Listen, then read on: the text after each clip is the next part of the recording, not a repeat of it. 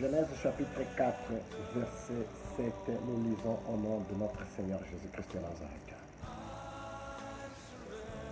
Certainement, si tu agis bien, tu relèveras ton visage. Et si tu agis mal, le péché se couche à la porte, et ses désirs se portent vers toi. Mais toi domine sur lui. Le deuxième livre, c'est le livre de l'Évangile selon Matthieu, chapitre 7, son verset 13, jusqu'au verset 20. Ainsi dit la parole du Seigneur. Entrez par la porte étroite, car large est la porte, spacieux est le chemin qui mène à la perdition. Il y en a beaucoup qui entrent par là. Mais étroite est la parole, resserrez le chemin qui mène à la vie. Et il y en a peu qui le trouvent. Gardez-vous des faux prophètes. Ils viennent en vous, en vêtements de brebis, mais au-dedans ce sont des loups ravisseurs. Vous les reconnaîtrez à leurs fruits. Cueillons-on des raisins sur des épines ou des figues sur des chardons? Tout bon arbre porte de bons fruits, mais les mauvais arbres portent de mauvais fruits. Un bon arbre ne peut porter de mauvais fruits, ni un mauvais arbre porter de bons fruits. Tout arbre qui ne porte pas de bons fruits est coupé et jeté au feu. C'est donc à leurs fruits que vous les reconnaîtrez. La parole du Seigneur. Je voudrais ce matin bénir d'abord le Seigneur parce que notre Dieu il est bon, il est merveilleux. Il nous a donné encore l'opportunité un dimanche de plus pour pouvoir partager cette parole. Le thème que nous allons parler aujourd'hui, nous allons parler d'un thème qui nous parle des fruits qui sortent en nous. On dit que la parole de Dieu dit qu'aucun mauvais arbre ne peut porter de bons fruits. Ou bien un bon arbre ne portera jamais de mauvais fruits. C'est là qu'on nous ramène dans le livre des Hébreux qui dit que tu ne peux pas être tantôt ni chaud, tantôt ni froid. Soit que tu es froid, soit que tu es chaud. Mais on dit qu'aucun jour, une arbre mauvaise peut porter de bons fruits. Et aucun jour, une mauvaise arbre peut porter de bons fruits, ou bien une bonne arbre peut porter de mauvais fruits. Le sens inverse. Cela veut nous dire qu'en d'autres termes, celui qu'on appelle des faux prophètes, dont Jésus nous a avertis. C'est-à-dire que faites attention aux faux prophètes, ils viendront beaucoup à mon nom. Mais le seul signe que je vous dis, vous allez les reconnaître par leurs fruits. Voilà. Pourquoi le Seigneur avait dit seulement que vous allez les reconnaître par leurs fruits? Par cela, je vais maintenant te faire comprendre pourquoi le Seigneur Jésus-Christ nous avait fait cette démonstration, cette explication cachée de plein mystère en disant que l'autre, vous les reconnaîtrez par leurs fruits. Pourquoi le Seigneur avait dit cela?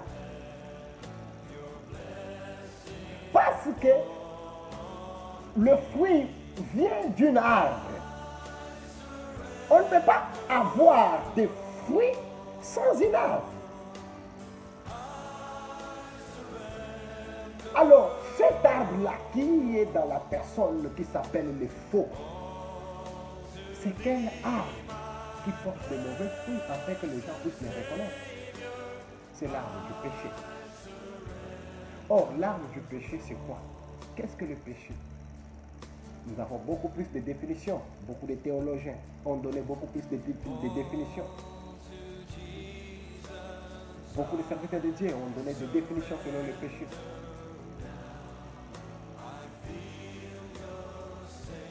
Et dans mon propre consentement, j'en ai fini par conclure. Un jour, je dis non. Le péché, c'est non. C'est que je comprends très bien. Le péché n'est qu'une séparation spirituelle de l'homme envers son Créateur. C'est-à-dire, tu peux être dans la présence de Dieu, mais tu t'es déjà séparé de Dieu. Alléluia. Vous savez, tu peux être dans l'église, mais tu t'es déjà séparé de Dieu. Ton cœur n'est pas attaché à Dieu. C'est-à-dire, tu es là, tu parles seulement de Dieu au travers des lèvres. Mais à l'intérieur, au-dedans de toi, il n'y a pas Dieu. Dieu n'habite plus en toi. Ça, c'est un péché. Lisons un peu Ésaïe, chapitre 14. Qu'elle nous dit la parole du Seigneur? Satan, il était dans la présence de Dieu. Mais son cœur n'était pas avec Dieu. Ésaïe 14, je vais juste prendre le verset 13 jusqu'au verset 20. Ainsi dit la parole du Seigneur. Tu disais en ton cœur, je monterai au ciel, je lèverai mon trône au-dessus des étoiles des dieux, je m'assiérai sur la montagne de l'assemblée, à l'extrémité du septentrion. Je monterai sur le sommet des nuées. Je serai semblable au Très-Haut. Mais tu as été précipité dans le séjour des morts, dans les profondeurs de la fosse. Satan, en même temps étant dans la présence de Dieu, il commençait déjà à former son plan maléfique, son plan de profaner le trône de Dieu. Il disait à lui que non, moi aussi je vais élever mon trône au-dessus du trône de Dieu. Quelle autre trahison! C'est comme ça le monde aujourd'hui fonctionne. Tu peux vivre avec quelqu'un, mais la personne en elle-même a ses propres calculs et a ses propres plans. Il veut être là au sommet de toi. Il veut s'établir, mais il vient devant toi avec l'apparence. Il profite de toi et après demain, il s'établit là-bas. Mais ce sont des enfants du diable. Parce qu'ils tirent leurs semences au travers de leur père. C'est par leurs fruits que vous allez les reconnaître. Alléluia. C'est par leurs fruits que vous allez les reconnaître. Satan de même, il était avec Dieu, mais il faisait le plan de faire quoi? De monter un coup d'état à Dieu pour établir son trône au-dessus du trône de Dieu. Mais il a oublié que Dieu, il est omniprésent et il est omniscient. Il est partout, il connaît tout, il est omnipotent, il est tout. Il voyait son cœur. Et Dieu l'a précipité dans le séjour des morts. C'est pourquoi tout celui qui monte un coup d'état envers toi, tout celui qui est en train de préparer de mauvaises intentions envers toi, Dieu du ciel le montera aussi un coup d'état qui se retrouvera dans le séjour des morts au nom de Jésus-Christ de Nazareth. Judas Iscariote, il a monté un coup d'état, mais il était mort, lui, avant que Messie ne soit pas crucifié. Les enfants du diable, ils suivent toujours le chemin de leur père. Alléluia. Il est très important que nous sachions que le péché, c'est la séparation avec Dieu. Dès que ton cœur se détache de Dieu, c'est fini pour toi. Dès que ton cœur se détache de cette affection que tu avais affection envers Dieu, tu avais affection envers Jésus, tu avais affection de les servir, tu avais affection de les chanter, tu avais affection de les louer, mais tu n'as pas même une seule seconde de les louer, tu n'as pas même une seule seconde de l'adorer, tu n'as pas même une seule... Donc ton cœur est parti dans le matériel, ton cœur est dérouté, parti à côté. Maintenant ton cœur se réjouit beaucoup plus à ce qui est le plaisir qu'à ce qui est de Dieu. Tu dois savoir déjà que tu as commencé déjà à pécher. Que tu n'es plus dans la présence de Dieu selon l'esprit.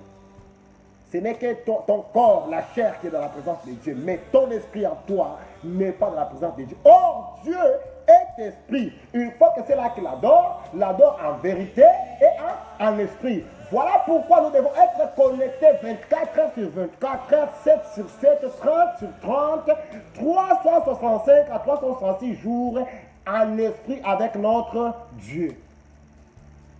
Ce soit au travail, dans les taxibus, dans la maison, partout là où nous sommes, nous devons être connectés dans la présence de Dieu au travers de son esprit. Alléluia. Le péché. Quand maintenant ton cœur, parce que si ton cœur est détaché dans cette affection de Dieu, il y aura la transgression de la loi. Il y aura maintenant ce qu'on appelle la transgression.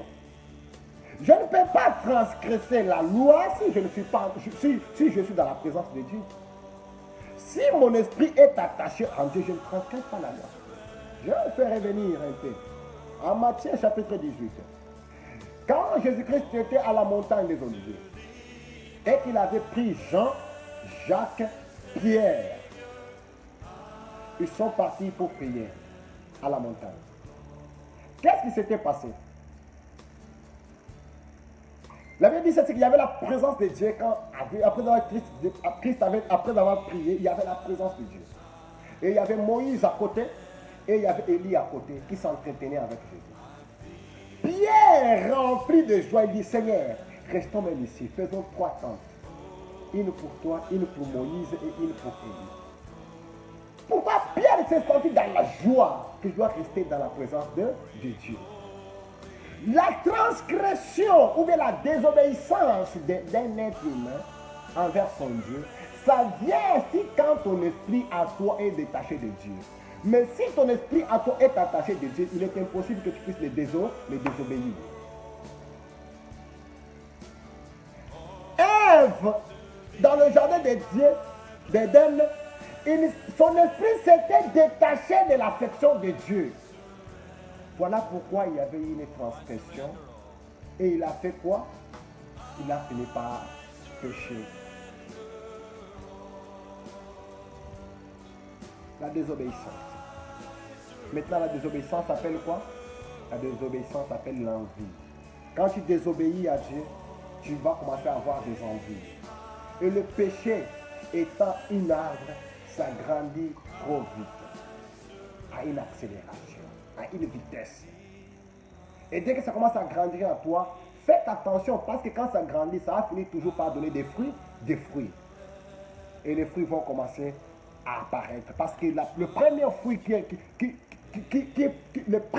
fruit du péché qui se produit dans l'être humain, c'est l'envie. Toujours, tu as envie à faire quelque chose. Tu as envie à avoir. Tu as envie à être. Tu as envie à se comparer. Ça, c'est le premier péché. C'est le premier fruit du péché.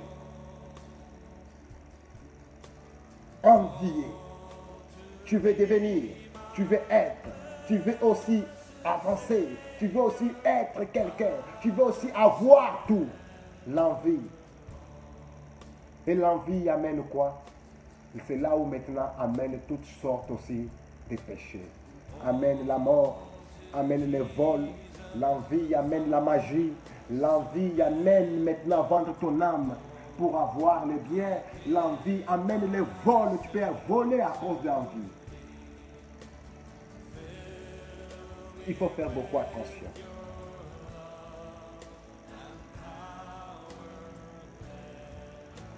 Le péché est comparé à un arbre. Pourquoi est comparé à un arbre? Parce que le péché grandit, le péché donne des fruits. Et ces fruits-là amène à la mort. Que le salaire du péché, c'est la mort. En Romains chapitre 3, verset 23. Le salaire du péché, c'est la mort. L'envie, c'est le désir de faire. Tu as toujours le désir. Je vais faire. Je dois. Tu as toujours le désir de tout gagner. La Bible me dit ceci.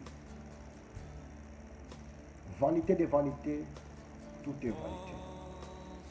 Ecclésiaste a été rempli de toutes sortes, dont nous parlons ici du roi Salomon. Il avait toute la richesse, mais à la fin il a dit vanité de vanité, tout est vanité. Pourquoi tu peux accepter que ton cœur se détache de Dieu pour les choses que tu vois, les choses périssables? Paul me dit ceci. Qu'est-ce qui peut me séparer de l'amour de mon Dieu? En d'autres termes, qu'est-ce qui peut me séparer de cette affection que j'ai envers mon Dieu? Ni le siècle présent, ni le siècle à venir. Il n'a pas le droit de me séparer de l'amour de ce Dieu. Alléluia.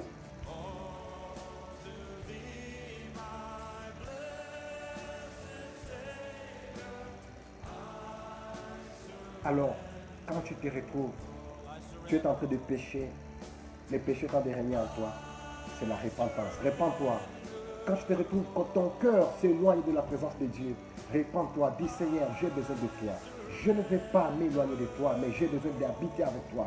J'ai besoin de rester avec toi. J'ai besoin que cette affection se régénisse en moi encore davantage. Nous savons très bien que c'est là qui prêche la repentance. Nous là qui prêchons l'évangile. Nous là qui parlons de la sainteté. Nous ne sommes pas aimés dans le monde. Parce que nous attaquons ce qu'il appelle le désir de la chair. Alléluia.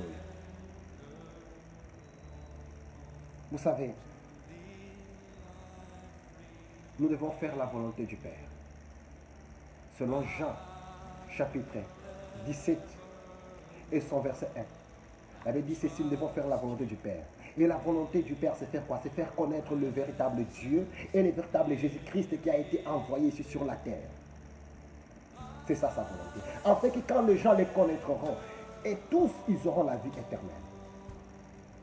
Mais si ton cœur n'arrive pas à reconnaître Christ Jésus dans ta vie, à reconnaître le véritable Adonai, le créateur des cieux et de la terre, Yahweh, et si ton cœur n'arrive pas à reconnaître le Jésus-Christ, le Messie, le roi de Dieu, c'est lui qui était le sauveur, et qui est le sauveur encore, qui sera encore le seul et l'unique, le roi de toutes les nations.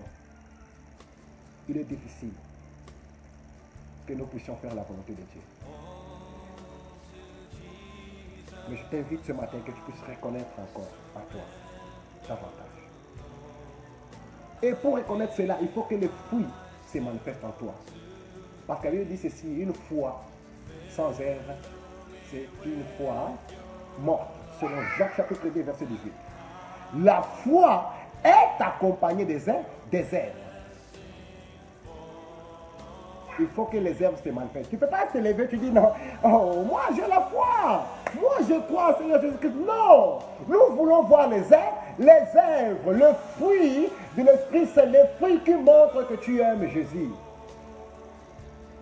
Alléluia. Pose-toi 3-4 questions chaque jour de ta vie. Quand tu te réveilles le matin, est-ce que tu aimes Jésus ou tu n'aimes pas Jésus? Parce que l'arbre des querelles est dans toi. L'arbre de l'ivrognerie est en toi. L'arbre du mensonge. L'arbre de l'alcoolisation. Tu bois, tu t'enivres est en toi. L'arbre de toute impurité est en toi. L'arbre de la magie, l'arbre de l'idolâtrie, l'arbre de la séparation est en toi. Il faut que tu puisses te demander, te poser cette question. Est-ce que le Seigneur Jésus-Christ vit en moi ou bien il ne vit plus en moi? Que ce matin, cette petite exhortation puisse pouvoir te fortifier encore davantage. Dieu a dit à Caïn, Caïn, fais attention, car le péché est en toi. Mais domine sur ce mal-là. Dieu nous avertit ce matin de dominer sur le mal qui règne dans ton cœur. Quand tu te retrouves dans un cœur enfermé, domine-le. essaie de l'écraser, que ça ne puisse pas régner. Parce que si ça règne en toi, ça va engendrer. Ça va donner la naissance à un fruit qui s'appelle le péché. Et le péché, c'est la mort. Mais Caïn, il n'a pas entendu, il n'a pas tiré attention dans la présence de Dieu et à la voix de Dieu. Il a quitté dans la présence de Dieu. Il est parti dans le champ, il a tué son propre frère. Parce que son cœur était détaché de Dieu. Écoute, moi je te suggère ce matin que ton cœur se détache de toutes les matérialisations du monde. Que tous les matériels, que tout ce qui est du monde, ton cœur peut se détacher à tout monde, à tout être humain, mais que ton cœur ne se détache pas de Dieu, le Créateur du ciel et de la terre. Que ton cœur ne se détache pas de Jésus. Parce que tout passera, mais la parole de Dieu ne passera jamais. Elle finit par s'accomplir. Je t'invite que ton cœur puisse pouvoir s'attacher à Jésus-Christ de Nazareth. Si tu te retrouves que ton cœur, même quelles que soient les étapes que tu t'en dépasses, quelles que soient les difficultés, quels que soient les moments plus durs de ta vie, mais que ton cœur s'attache toujours à Dieu, toujours à Jésus-Christ de Nazareth, afin que tu vives aujourd'hui et pour toujours dans ta vie. Que notre Dieu nous bénisse la parole pour la parole. Amen. Gloire à Seigneur Jésus-Christ. Merci beaucoup pour ces grandes exhortations. Petite aussi exhortation à tous ceux-là qui nous suivent et à nous aussi que nous avons été édifiés. Nous allons pouvoir aussi entrer dans la prière et dire merci à notre Dieu de ce qu'il nous a encore entendus, de ce qu'il était encore venu pour pouvoir nous parler et pour pouvoir parler avec nous au travers de cette édification.